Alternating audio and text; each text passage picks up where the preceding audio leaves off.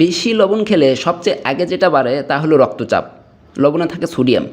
শরীরে সোডিয়াম বেশি হলে শরীর পানি ধরে রাখে, ফলে রক্তের ভলিউম বাড়ে আর এতে রক্তচাপও বাড়ে।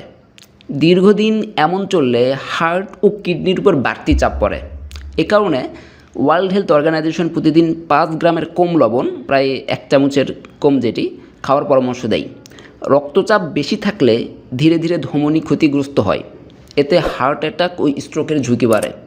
কিডনিও ক্ষতিগ্রস্ত হতে পারে, কারণ কিডনি অতিরিক্ত সোডিয়াম বের করতে বাড়তি কাজ করে। আরেকটা সমস্যা হলো শরীর ফোলা ফোলা ভাব। অনেক সময় হাত পা বা মুখ ফুলে যায়, কারণ অতিরিক্ত সোডিয়াম শরীরে পানি জমায়। আমরা শুধু খাবারে আলাদা করে লবণই দেই না, প্রসেসড খাবার, চিপস, আচার, ফাস্টফুড এসবের মাধ্যমেও অনেক লবণ ঢুকে যায় আমাদের শরীরে, বুঝতেই পারি না কতটা খাচ্ছি। তাই প্রতিদিন বেশি লবণ খাওয়ার অভ্যাস থাকলে ধীরে ধীরে শরীরের বড় ক্ষতি হবেই।